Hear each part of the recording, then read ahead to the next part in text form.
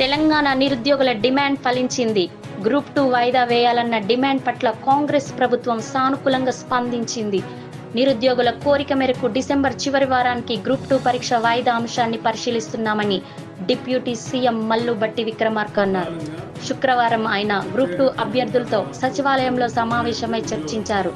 ఈ సందర్భంగా వాయిదా అంశంపై public service commission chairman Mahender రెడ్డికి అక్కడికక్కడే ఆదేశాలు జారీ చేశారు. 3 నెలల కాలంలోని 54,000 ఉద్యోగాలకు మోక్షం కల్పించామని డిప్యూటీ సీఎం గుర్తు చేశారు. ఉద్యోగ ఖాళీలు వెతికి జాబ్ క్యాలెండర్ ప్రకటిస్తామని, ఓవర్ ల్యాపింగ్ లేకుండా పోటీ పరీక్షలు నిర్వహిస్తామని చెప్పారు. గత ప్రభుత్వం మొదటి 10 సంవత్సరాల్లో ఉద్యోగాలు భర్తీ చేసి ఉంటే లక్షలాది కుటుంబాలు స్థిరపడవేని బట్టి పేర్కొన్నారు. సీఎల్పీ నేతగా తాను పీసీసీ అధ్యక్షుడిగా రేవంత్ రెడ్డి ఎన్నికల ముందు నిరుద్యోగులు లేవనెత్తిన అంశాలనే కాంగ్రెస్ పార్టీ ఎన్నికల ఎజెండాగా చేసుకున్నామని వివరించారు. ప్రత్యేక తెలంగాణ రాష్ట్ర ఉద్యమం మొదలైందే ఉద్యోగాల కోసం.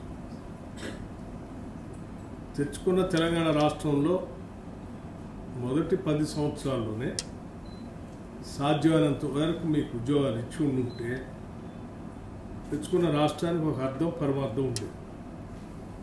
మీరు కూడా జీవితాల్లో స్థిరపడేవాళ్ళు ఇప్పటికల్లా. సరే, దురదృష్టము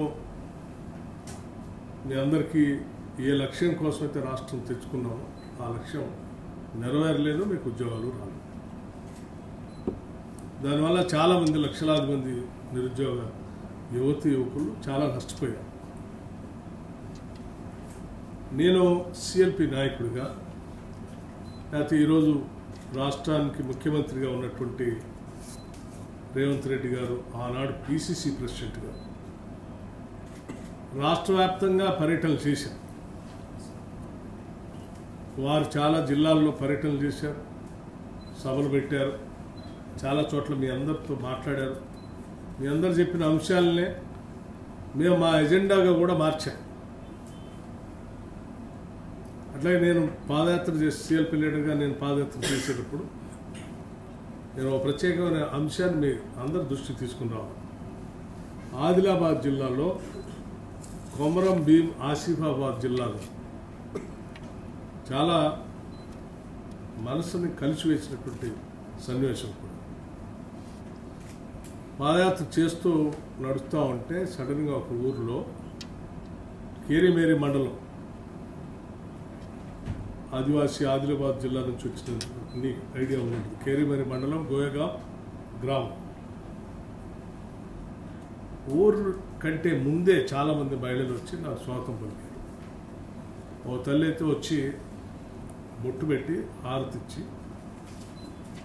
పాదయాత్ర చేస్తూ ఉన్నారు, చాలా సంతోషం, ఆ సమస్యలని కూడా వింటూ ఉన్నారు, వినటానికి వచ్చాను, మీకు స్వాగతం పలకటానికి వచ్చాను అని చెప్తూ ఆ సమస్యలు వినాలయ్యా అని చెప్పి చేయబట్టుకుని ఆపి మరీ నన్ను చెప్పింది. తను చెప్పింది ఏంటంటే, నేను ఒంటరి మహిళని, నేను మిషన్ కొట్టుకుంటూ నా బిడ్డను చదివిస్తాను. ఇక్కడ వరకు నాకు ఓపిక ఉంది, స్తోమతను చదివించాను గారికి.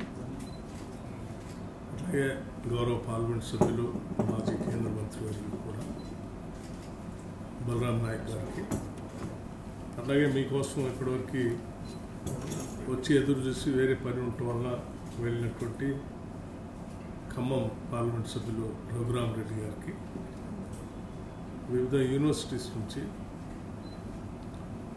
పోటీ పరీక్షల కోసం ప్రిపేర్ అవుతూ మీ సమస్యను ప్రభుత్వ దృష్టికి తీసుకొని వచ్చి పరిష్కారం కోసం వచ్చినటువంటి సోదర విద్యార్థులందరికీ కూడా ముందుగా నా హృదయపూర్వకమైనటువంటి నమస్కారం.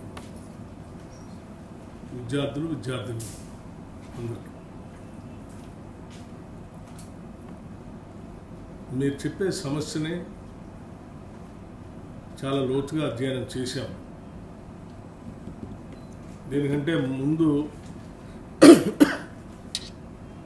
కొన్ని విషయాలు మీ దృష్టికి తీసుకున్నాం.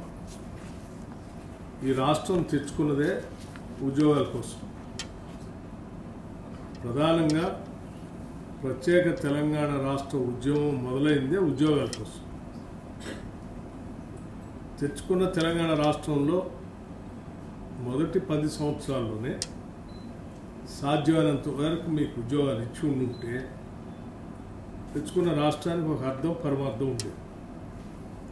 మీరు కూడా జీవితాల్లో స్థిరపడేవాళ్ళు పిల్లలు. సరే, దురదృష్టము మీ అందరికీ ఏ లక్ష్యం కోసం అయితే రాష్ట్రం తెచ్చుకున్నామో ఆ లక్ష్యం నెరవేరలేదు, మీకు ఉద్యోగాలు రాలేదు. దానివల్ల చాలామంది, లక్షలాది మంది నిరుద్యోగ యువకులు చాలా నష్టపోయారు.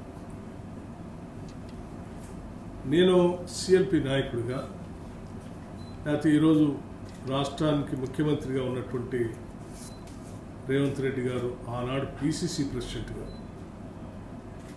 రాష్ట్ర వ్యాప్తంగా పర్యటనలు చేశారు. వారు చాలా